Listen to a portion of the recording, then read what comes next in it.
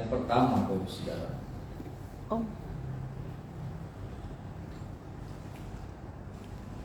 Ayat yang pertama sama-sama kita baca, Saudara. 1, 2, 3. Mazmur Daud, Tuhan, siapa yang boleh menempang dalam kemahmu, siapa yang boleh diam di gunungmu yang kudus.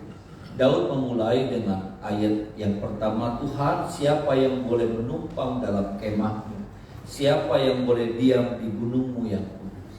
Siapa, kata siapa, ya Saudara. Artinya yang pertama kita melihat bagaimana tidak semua orang bisa, tidak semua orang boleh, tidak semua orang dapatkan itu.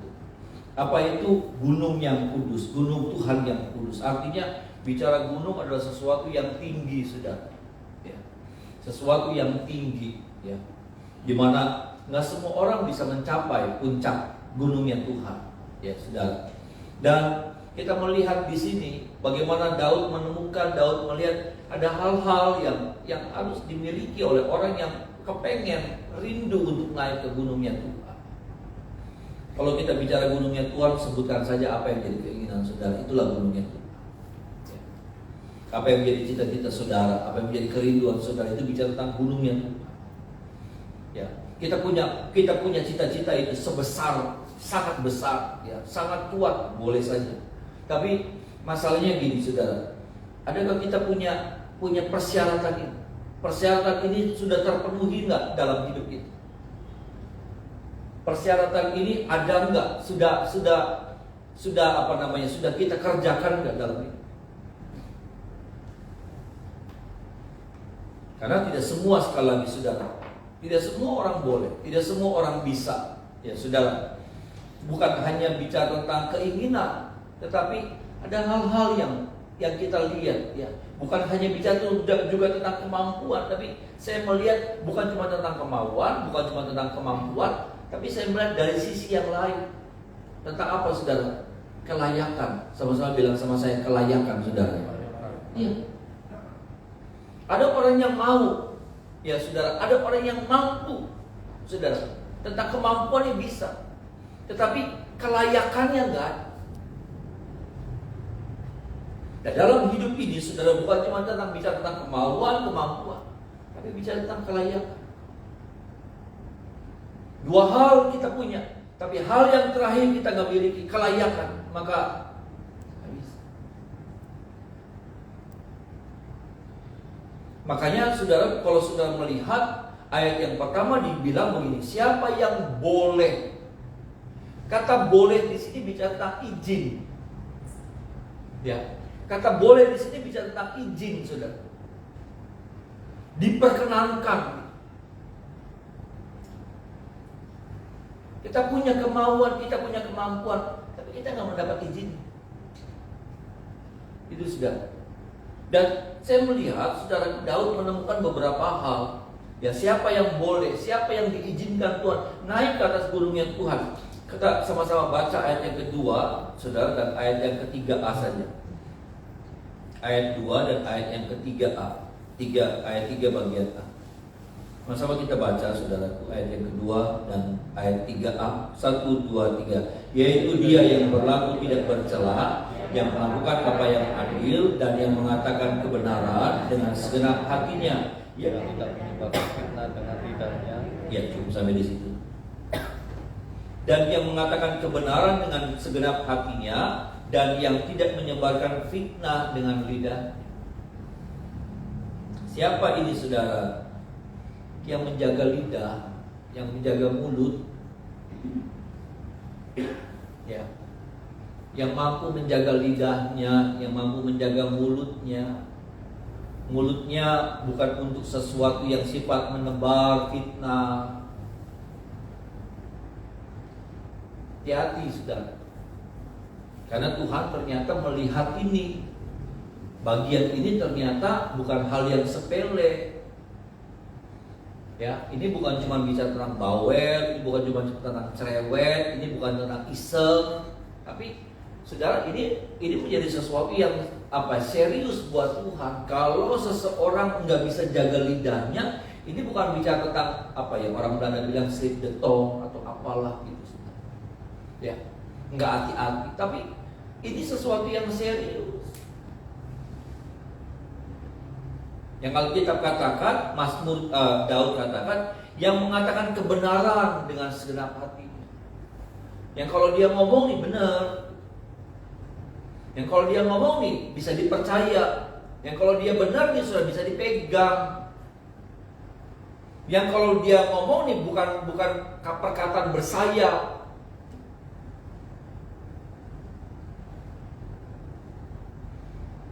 Bahkan yang kalau dia ngomong gak nyebarin fitnah, jelek-jelekin orang, ngebusukin namanya orang. Kadang-kadang kita anggap itu sesuatu yang biasa, tapi ternyata kalau sudah melihat dalam pasal 15, ini menjadi syarat pertama loh. Bicara tentang lidah ini, bicara tentang syarat yang pertama. Kalau sudah baca ayat dia yang berlaku tidak bercela, yang melakukan apa yang adil, kan itu kan garis besarnya. Nanti kalimat selanjutnya itu penjelasannya. Ya, penjelasannya, dan penjelasan yang pertama yang Daud sampaikan adalah bicara tentang siapa yang berlaku tidak bercela, siapa yang adil, itu adalah orang yang menjaga lidahnya.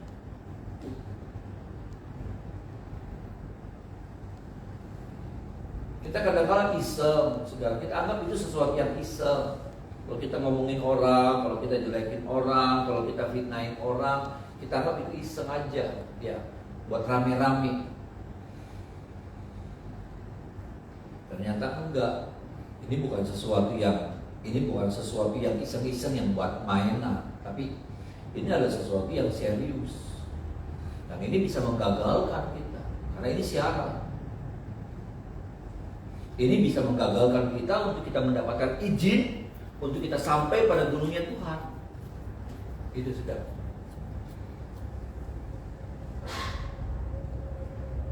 Dan tolong kita ya saudara, bagian ini saudara menjadi sebuah peringatan buat setiap kita untuk hari-hari ke depan kita semakin jaga lidah. Saya bilang amin saudara. Jaga lidah. Ya, jangan sembarangan. Karena ternyata firman Tuhan bilang begini, kenapa sih lidah jadi sesuatu yang penting? Kenapa sih lidah jadi sesuatu yang jadi persyaratan? Kenapa sih? Nah, kita saudara ingatkan sama kita, apa yang keluar dari mulutmu itu berasal dari mana saudara? Hati.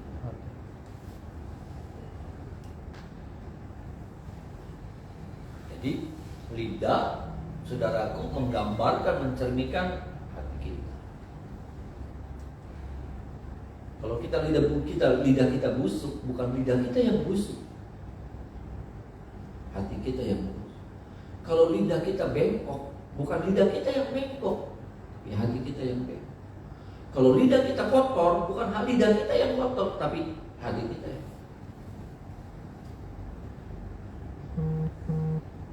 Ternyata lidah hanya menjadi sarana. Tapi sebetulnya dia mencerminkan apa yang ada di dalam diri saya.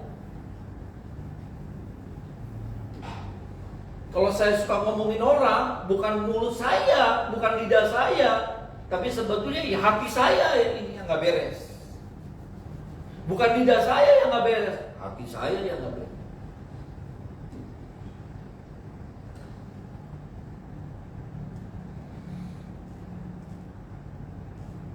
Jadi ini jadi sesuatu yang penting. Ini jadi sesuatu yang serius. Ini bukan cuma bicara tentang lidah, ini bicara tentang sesuatu yang di dalam hati kita yang ada yang gak beres. Di dalam hati kita yang ada yang bermasalah besar. Bukan lidah kita. Kalaupun lidah kita dipotong, kalaupun lidah kita begini saudara, oh iya saya pengen lidah tukeran lidahnya sama orang yang ngomongnya baik gitu, ngomongnya jujur, tukeran lidahnya. Lidahnya saya buat dia, lidah dia buat saya. Tetap aja. Kenapa? Karena bukan masalah di lidah. Masalah di mana saudara? Hati. Sama-sama bilang sama saya, hati saudara. Hati. Yang di dalam itu yang bermasalah. Tolong kita ya saudara. Dan Bagian yang kedua, Bapak Ibu Saudara, hal yang kedua yang kita lihat, Saudara, ayat 3b, sama-sama kita lihat ayat yang ketiga B. Yang tidak berbuat jahat, ya, ayat 3b. Sama-sama kita baca 1, 2, 3. Yang tidak berbuat jahat terhadap temannya dan yang tidak menimpakan celah kepada tetangganya. Ternyata hal yang kedua, siapa orang yang boleh naik ke atas gunungnya Tuhan? Adalah orang yang bisa menjaga hubungan. Sama-sama bilang sama saya, menjaga hubungan, Saudara. Menjaga hubungan, ini gak gampang ternyata. Menjaga hubungan, menjaga pertemanan, menjaga persahabatan, menjaga hubungan baik. Dunia saja mengenal apa yang disebut dengan menjaga tali silaturahmi.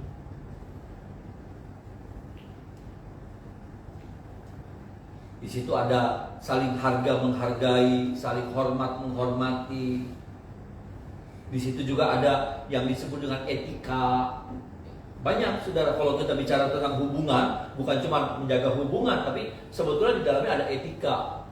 Ya, di dalamnya ada apa? Saling menghormati satu dengan yang lain. Berhati-hati dalam bersikap. Itu menjaga hubungan. Ya, makanya pemazmur berkata, kenapa ini dimasukkan? Karena ini jadi penting. Karena kalau orang nggak bisa jaga hubungan, lalu kemudian orang yang suka meremehkan orang yang suka menginjak orang yang suka memanfaatkan orang, Saudara. Ya, orang yang suka memanfaatkan orang, ya, merampas haknya orang atau memanfaatkan kelemahannya orang, maka kalau sampai dia ada di atas gunung, Saudara, wah, bahaya. Bahaya.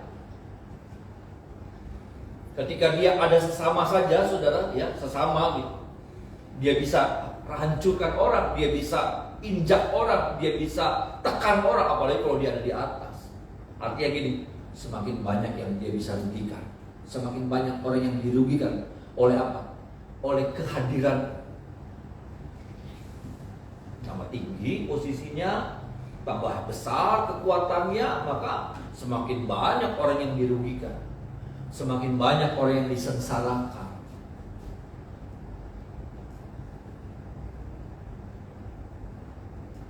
Jaga hubungan.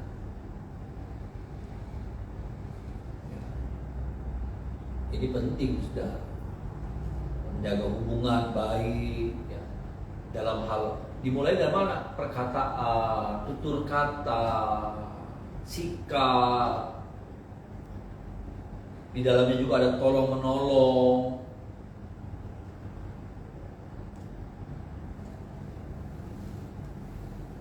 Ya. Daud hadirkan ini, Daud sisipkan ini jadi sebuah apa? Sebuah syarat untuk apa? Seseorang mendapatkan akses untuk naik ke atas gunungnya Tuhan.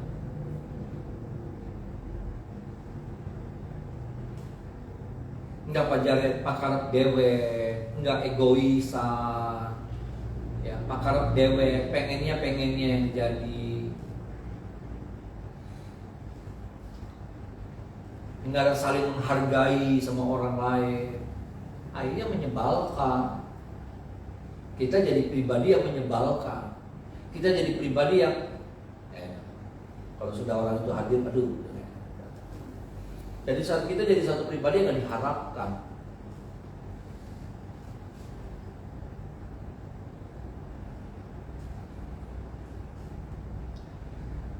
Tolong kita ya, Saudara.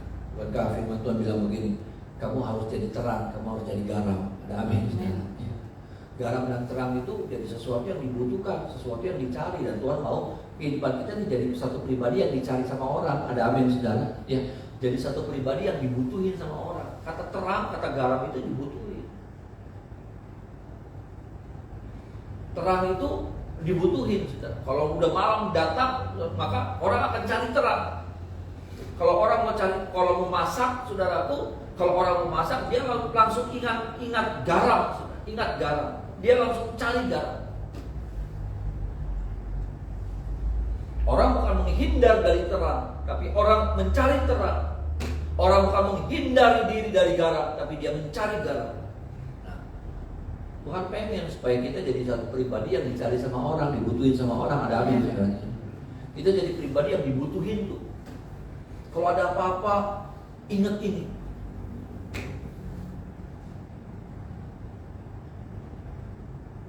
Apa-apa. Karena Tuhan mau kita seperti itu, bisa jadi berkat buat orang lain. Ini hal yang pertama. Hal yang kedua, kalau sudah beranjak lagi, sudah ayat yang keempat B. Ayat yang keempat B, Bapak Saudara.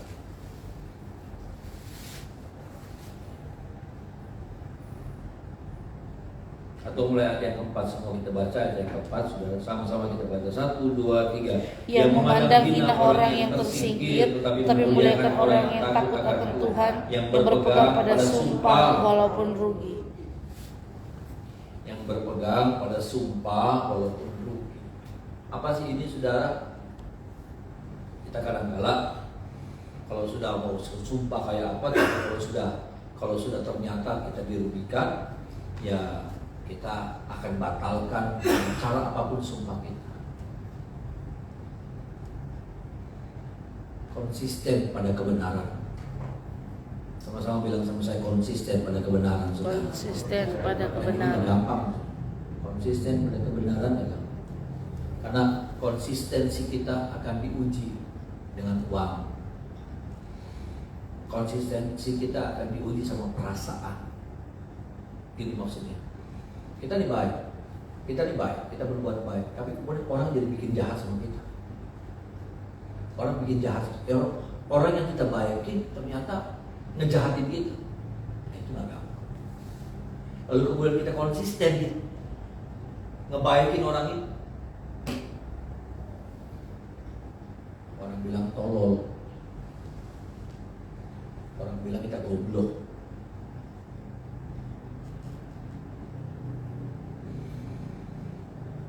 Konsisten pada kebenaran. Jadi sesuatu yang ternyata ini begini, naik, semakin sulit saja, semakin gak gampang syarat.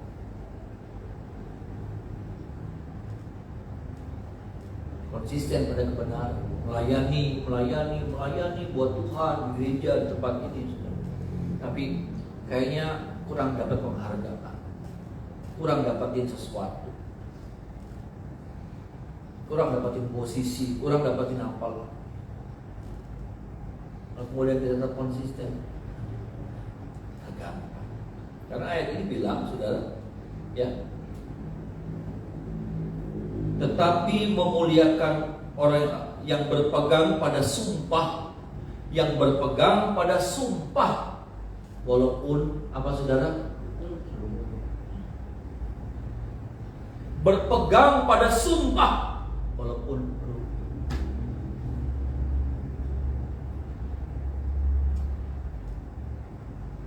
Ini gak gampang, ini gak gampang banget.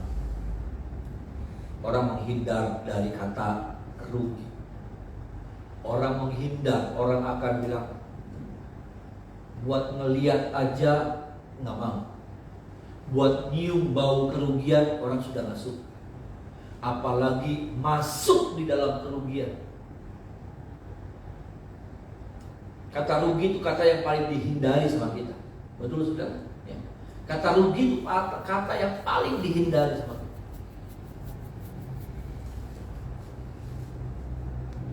Dengan segala cara kita, orang seringkali, bukan kita, orang, dengan segala cara orang menghindari kata rugi. Makanya apa? Sampai ketika pun dia sudah bersumpah, tapi ternyata dia baru sadar ternyata sumpahnya ini mendatangkan kerugian, dia batalkan dengan berbagai macam cara, dengan segala cara. Supaya apa? Supaya dia nggak rugi. Dia berpikir waktu dia bersumpah paling nggak impas lah, paling nggak itu, ya sama-sama untung, rugi enggak, tapi sama-sama untung gede enggak, sama-sama aja. Tapi ternyata rugi.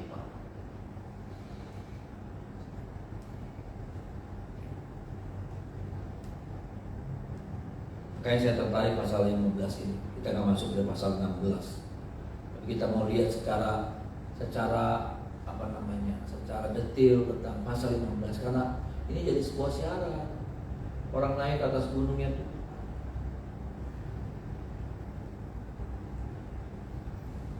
orang korbankan apa saja demi keuntungan. Harga dirinya dia korbankan hanya demi keuntungan. Badannya, tubuhnya dia jual hanya demi keuntungan. Bukankah seperti itu?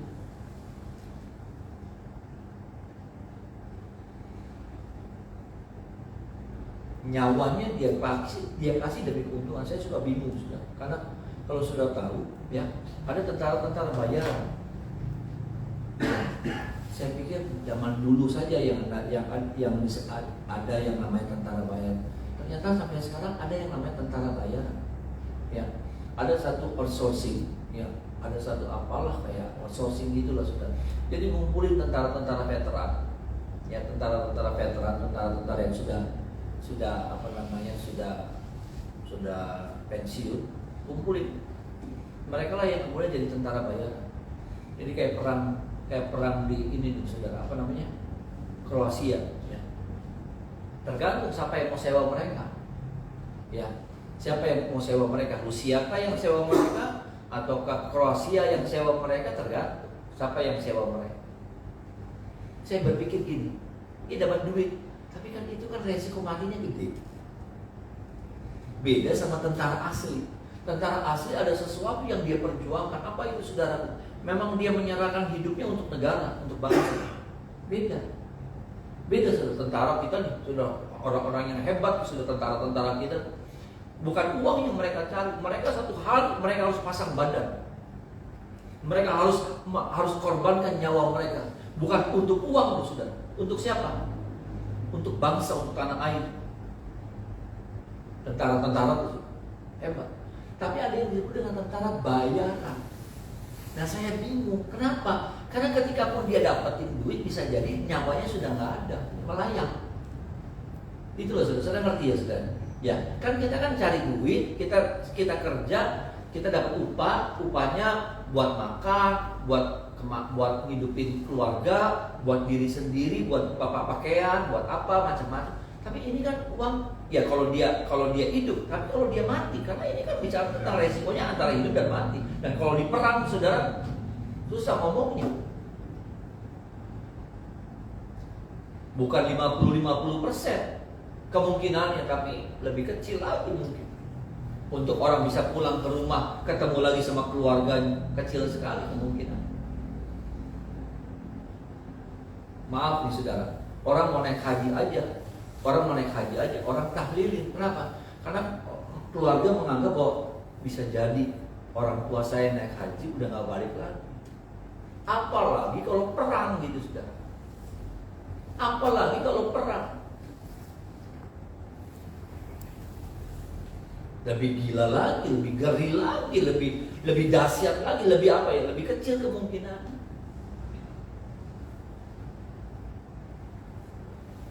Sampai orang korbankan nyawa demi keuntungan. Agak aneh kan saudara? Karena memang keuntungan adalah sesuatu yang dikejar sama orang.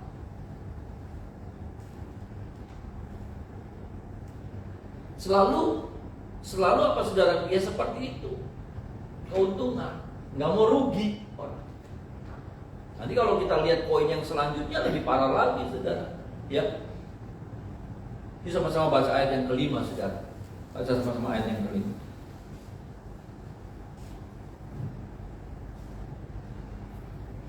Satu, dua, tiga. Yang tidak meminjamkan uangnya dengan makan riba dan tidak menerima suap melawan orang yang tak bersalah. Siapa yang berlaku demikian tidak akan goyah selama-lamanya. Yang tidak meminjamkan uangnya dengan makan riba dan tidak menerima suap melawan orang yang tak bersalah. Uang lagi nih saudara, untung lagi. Tapi ini lebih dalam lagi nih saudara. Kenapa? Karena ini bicara tidak menjadikan uang jadi tuan, tapi jadi hamba dalam hidupnya. Bisa bilang amin saudara. Kita harus jadikan uang jadi hamba. Ada amin? Amin saudara. Kita harus jadikan uang jadi hamba, nggak boleh jadi tuan. Dia jadi hamba. Kalau ada orang bilang kalau uang jadi hamba, dia akan jadi hamba yang baik. Tapi kalau dia jadi tuannya kita, dia akan jadi tuan yang bengis. Dia akan memperbudak kita. Kalau dia jadi hamba, dia akan jadi hamba yang baik. Kalau kita jadikan dia hamba, dia akan jadi berkat bagi banyak orang. Dia akan menghidupi banyak orang. Dia akan membuat banyak orang tersenyum. Dia akan membuat banyak orang yang hatinya hancur jadi utuh lagi, karena kita jadikan uang jadi hamba. Orang yang sudah gak punya pengharapan, tapi kalau uang itu di tangan kita jadi hamba, saudara, kita kasih jadi berkat itu buat mereka. Oh, saudara, hati yang hancur ini jadi utuh lagi, punya semangat baru lagi.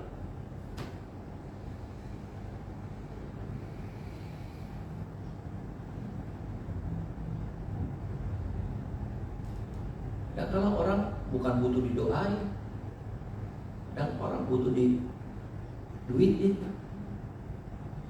sudah. Saya belajar, ya. Ada kadang-kadang kalau saya doain dalam nama Yesus, ya konon banget. Mukanya tetap sedih. Tapi kalau didoain sama diduitin, ada gitu duitnya. Hati itu rada beda. Ketawanya tuh beda, saudara. Ya, senyumnya tuh ya, ada pengharapan tuh, saudara. Ya, ada pengharapan. Beda. Bukan saya kecilin doa lo, saudara, enggak. Tapi maksud saya ada orang-orang yang memang butuh gitu. Dan itu kalau kita jadikan uang tuh jadi hamba kita. Ada banyak orang yang kita bisa bikin orang yang sudah hilang muka jelek banget. Bukan muka jelek karena jelek, tapi karena apa? Karena kesusahan gitu, karena pergumulan hidup. Tapi lewat uang saudara yang kita bisa salurkan, maka mereka bisa berseri lagi. Tapi kalau dia jadi tuan dalam hidup kita, ngeri banget. Dia rusakkan hidup kita, dan lewat hidup kita ada banyak orang yang rusak lewat uang.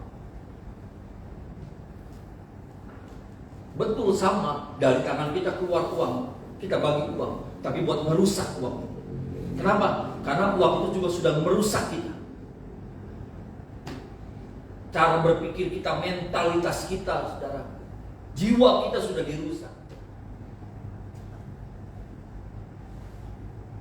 Orang jadi tidak tahu lagi tentang ibadah, orang tidak mau tahu lagi tentang pelayanan, orang tidak mau tahu lagi tentang kasih. Aduh, ngeri.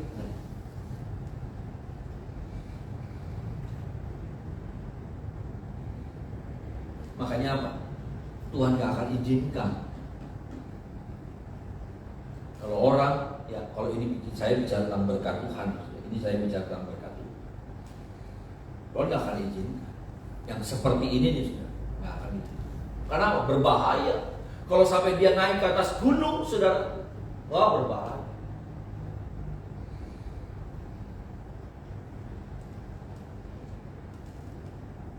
Sampai di sini dari poin-poin yang kita dengar,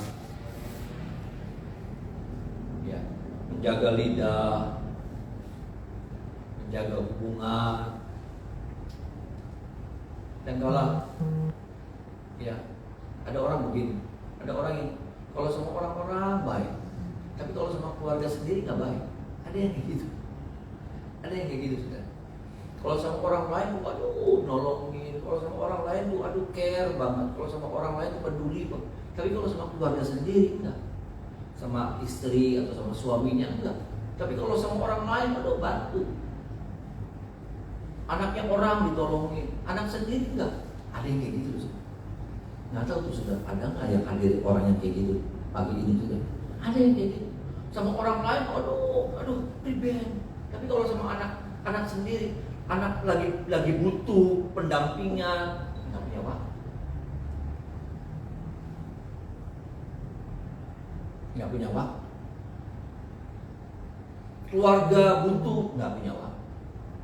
Ada yang bisa menjaga hubungan di luar, tapi di dalam gagal. Nggak peduli, bukannya gagal, nggak peduli, ngerasanya nggak penting. Nggak juga. Keluarga kita penting sekali, saudara. Amin, saudara. Yang utama yang harus kita prioritaskan adalah keluarga kita.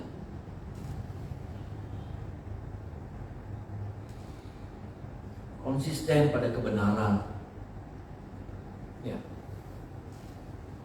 Tidak digadai kebenaran itu demi keuntungan, ya. Menggagalkan sumpah karena ada kerugian yang kita dapatkan. Dan yang terakhir, tidak menjadikan uang jadi tuan, tapi jadi hamba dulu. Sampai di sini nih, saudara. Saya juga sama, dikoreksi sama firman Tuhan sampai di sini. Seperti apa itu, saudara? Roh Kudus tolong saya dan saudara, amin, saudara, supaya kita dimampukan. Karena kalau uang jadi tuan, maka selalu kalau kita bicara ayat yang poin yang keempat bicara tentang keuntungan.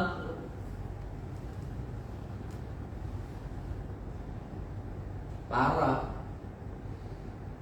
Kita akan korbankan semuanya. Kenapa? Karena buat kita nggak worth it. Kalau hidup cuma berdasarkan kayak gituan, nanti jadinya parah, mengerikan hidup itu. Kalau ada keuntungan, ya oke.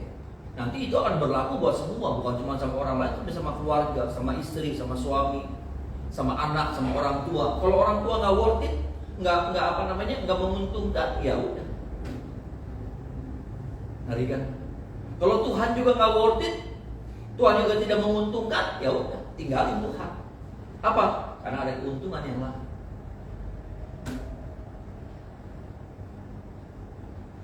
Kita salah mengartikan bicara tentang keuntungan. Biarlah firman Tuhan pagi ini boleh memberkati kita. Ada mention, boleh mengoreksi kita. Ya sama saya juga, termasuk saya. Ya. Saya juga harus diajar, saya harus diluruskan lagi jalan. Bicara tentang lidah, bicara tentang menjaga hubungan, bicara tentang konsisten pada kebenaran, tidak menjadikan uang jadi tuan tapi jadi hamba. Tolong, mari kita menyembah.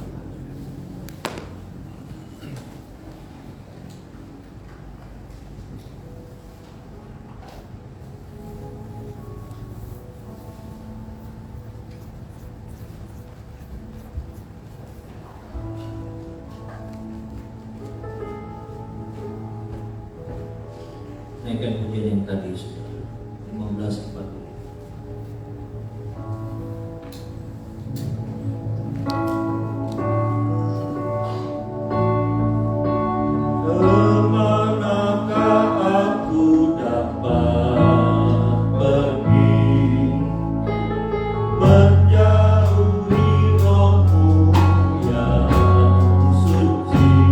Kau sahabat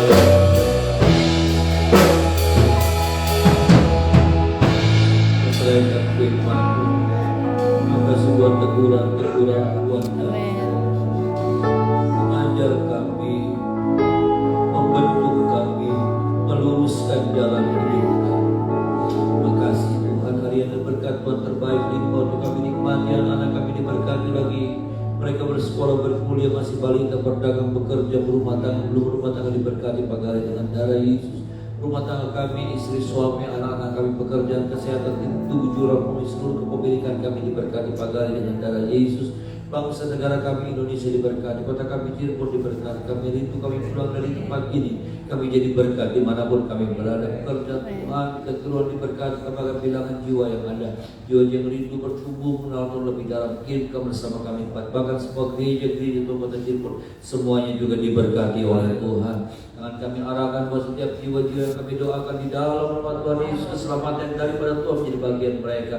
Dalamnya ada orang tua, papa, mama, kakak, adik kami, keluarga, sanak, saudara kami, kenalan kami, kerabat kami. Tuhan, cucu-cucu kami yang belum selamatkan mereka oleh anugerah Tuhan yang besar. Terima kasih, tangan kami yang terangkat pagi ini, kami percaya tangan kami limpah dengan berkat Allah, kemuliaan Allah di bagian kami sepanjang hari ini. Kami sambut hari yang baru berjalan bersama dengan Tuhan dalam nama Tuhan Yesus. Haleluya. Amin.